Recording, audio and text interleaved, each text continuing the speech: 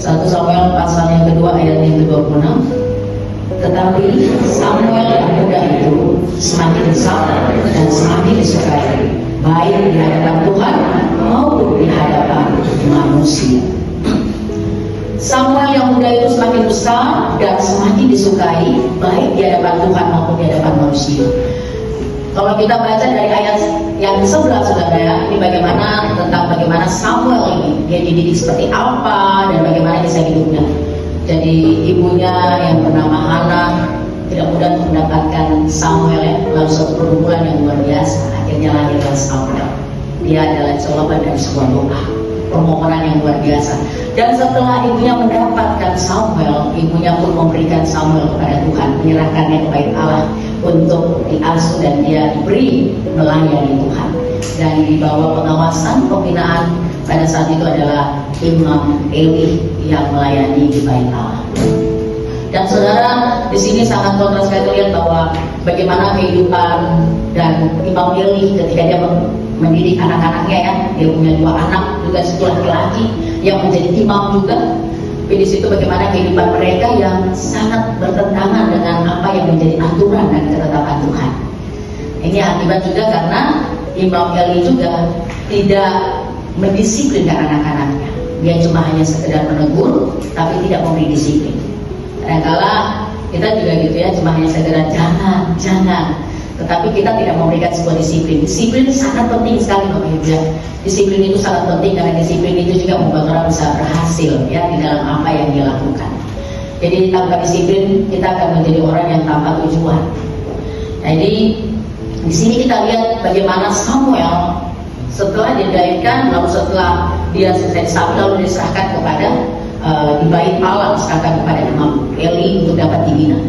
Disitulah dia mulai diajar dan dia melihat bagaimana kehidupan Imam Eli dan juga anak-anaknya.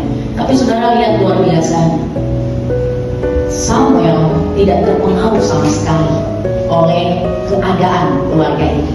Sekalipun keadaan sekelilingnya terlihat buruk, dia tetap punya komitmen dalam hidup.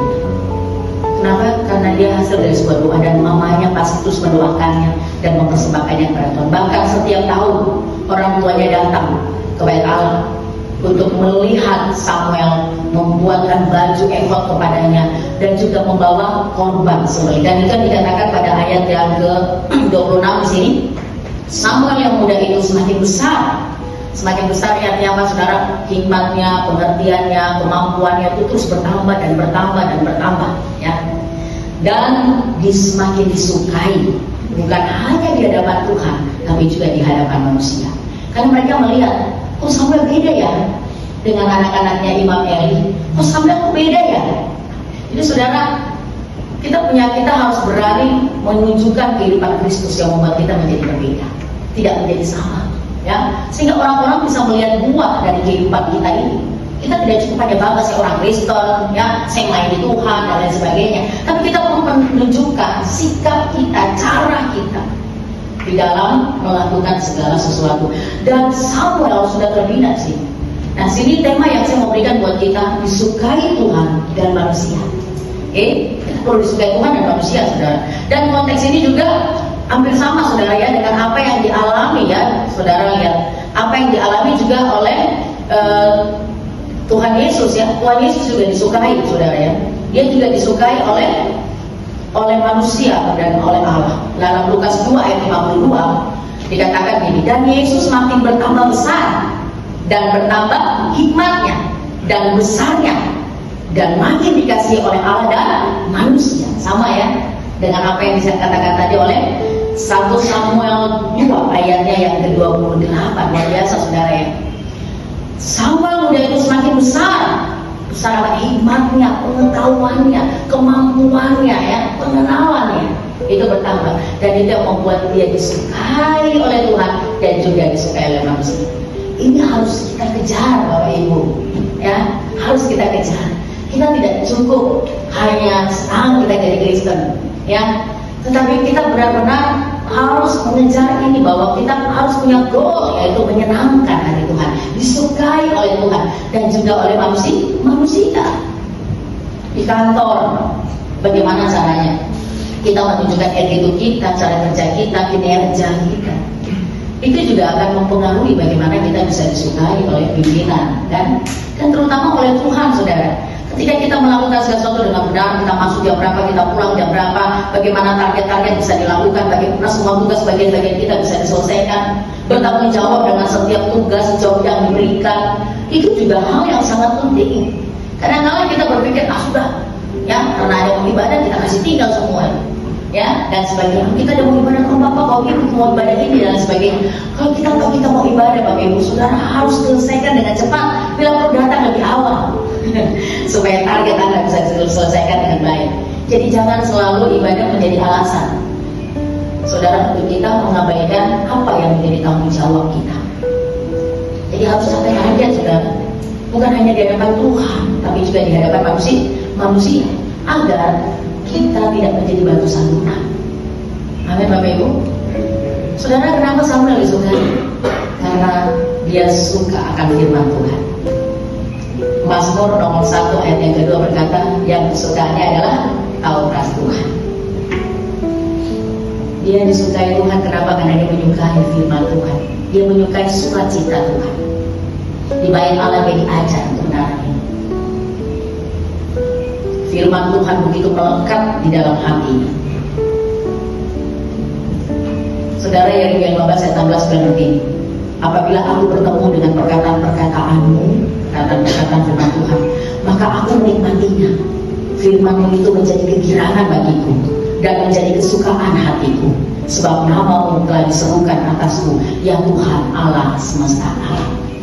Apakah saudara dan saya suka dengan firman Tuhan? Kalau Anda suka pasti Anda baca, ya. Baca aja kagak, terus gimana kita mau merenungkan siang dan malam? Karena di Mazmur nomor 1 ayat 2 dan 3 selanjutnya itu dikatakan kesukaannya adalah firman Tuhan dan renungkan siang sampai malam. Jadi bacaan kita pagi, Bapak Ibu. Saya sebelum ketemu dengan semua orang, sebelum saya melayani, saya harus datang dulu ketemu sama Tuhan, ya. Ketemu sama big boss kita dulu dong. Ya, saya harus baca Alkitab setiap hari 5 pasal, dan itu yang saya ajar kepada anak-anak rohani saya. Jadi saudara, kita lihat sini, Samuel disukai Tuhan karena dia punya dasar yang benar. Firman Tuhan menjadi kesukaannya. Kalau kita mau disukai Tuhan, bagaimana kalau kita belum menyukai firman Tuhan? Kita nggak baca Alkitab. Apalagi mau melakukan Bapak Ibu, ya, jangan baca Alkitab ketika ibadah saja. Ya, menggali firman setiap hari. Dan ini sangat penting sekali. Lalu yang berikutnya, Bapak Ibu, bagaimana sehingga Samuel ini bisa dicintai oleh Tuhan dan juga orang lain? Dia melakukan keadilan, dia membenci kefasikan itu. Lihat anak-anak Imam Eli. Imam Eli juga tidak bisa mendidik dengan benar. Dia juga dalam kerakusan sebagai seorang imam. Begitu juga anak-anaknya. Daging yang harusnya dipersembahkan, dibakar, dia langsung diambil, masukkan ke dalam mulutnya. Saudara, ini tindak kerakusan, korupsi, dan tidak benar. Fasikan, fasik itu artinya tahu kebenaran tapi tidak melakukan, itu fasik. Jadi bedanya orang fasik dan orang benar itu cuma di tahap melakukan saja. Sama-sama tahu, sama-sama ngerti, tapi yang membedakan perbuatannya. Kalau orang benar dia lakukan, kalau orang fasik enggak. Itu aja perbedaannya orang fasik sama orang benar. Jelas Bapak Ibu?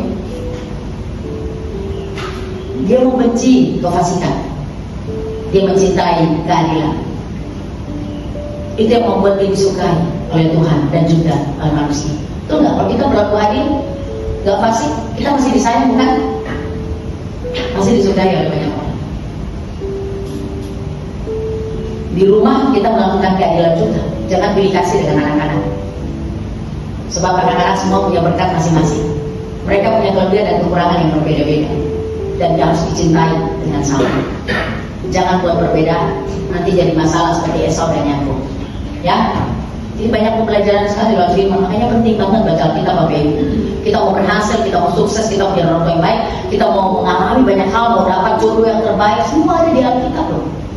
Makanya penting membaca Alkitab. Ini dasar fondasi kita, kesenangan kita dalam hidup. Kita harus hidup seturut firman Allah. Karena Alkitab ini bermanfaat mengajar, yang kita tidak tahu akan diajar. Menyatakan kesalahan, lebih enak kalau Tuhan yang kasih tahu kan kesalahan kita daripada orang lain. Kita bisa tersinggung. Kalau Tuhan yang kasih tahu, waktu baca, oh iya benar Tuhan, ya aku salah. Lebih enak bukan? Lalu yang ketiga, memperbaiki kelakuan. Kita punya kebiasaan-kebiasaan buruk paling banyak, oh ibu ya, yang kadang tidak disadari dan itu membuat orang, kok begitu ya.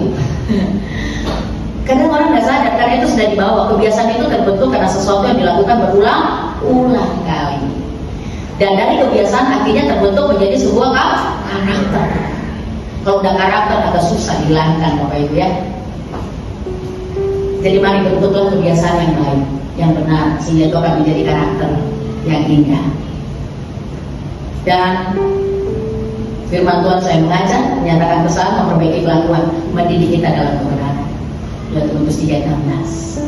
Dididik dalam kebenaran artinya apa? Disiplin terus menerus, dilakukan terus menerus. Pagi, siang, sore, malam, duduk, berdiri, berjalan, berbaring, terbangun. Firman itu selalu kita ingat, kita pikirkan dan dikerjakan. Jadi Bapak Ibu, di sini kita melihat bagaimana Samuel bisa menjadi kesukaan Tuhan dan juga kesukaan manusia, karena dia menjadikan firman dasar hidupnya dan firman di atas segala keadaan. Dan yang kedua, dia melakukan keadilan, dia juga melakukan dan menjauhi, membenci kefasikan. Mari kita mewarisi kehidupan kita semua melalui kebenaran firman ini. Tidak cukup hanya disukai manusia, tapi kalau kita disukai Tuhan, udah pasti manusia juga ya. Cuma mula-mula di kisah para rasul pasal 2 juga menjelaskan bagaimana mereka disukai oleh banyak orang. Kenapa? Karena mereka selalu belajar menggali firman bersama, bersekutu bersama, memecahkan roti bersama, dan mereka pergi memberitakan Injil, bersaksi. Dan akhirnya mereka disukai dan bertambah-tambahlah jiwa di dalam komunitas mereka ataupun perkumpulan mereka, persekutuan mereka, karena disukai oleh banyak orang. Mereka tidak menjadi pelit, mereka saling berbagi, mereka saling memberkati. Ada banyak orang kan gitu, sukanya terima saja, tapi malas memberi. Saya nggak bisa bilang kepada orang untuk belajar memberi kalau saya tidak melakukannya. Saya nggak bisa ajar kepada orang untuk belajar mengampuni kalau saya tidak melakukannya dan dilihat oleh orang. Keteladanan sangat penting Bapak Ibu. Kayaknya lihat anak-anak Imam Eli nggak bisa lihat hal itu dari Imam Eli. Akibatnya itu berdampak pada anak-anaknya. Dan itu membuat umat Tuhan pun tidak suka dengan anak-anaknya. Dan Tuhan sendiri yang menghukum mereka. Imam Eli mati, anaknya juga mati. Ketika teguran demi teguran sudah diberikan tapi tidak diperbaiki, Tuhan sendiri yang akan turun tangan, dan itu lebih berbahaya ketimbang kita ditegur oleh orang lain. Ingat saudara, mari kita semua berjuang agar kita disukai oleh Tuhan dan oleh manusia. Kerjakan apa yang benar yang Tuhan inginkan agar hidup saudara dan saya menyenangkan hati Tuhan. Buang yang buruknya, apa yang benar, dan belajarlah untuk mencintai firman Tuhan. Mari bertobat dari hal yang kecil, proses yang besar-besar lah, yang tapi yang nampak di hadapan kita perbaiki dan kita menjadi jauh lebih baik lagi untuk kemuliaan Tuhan.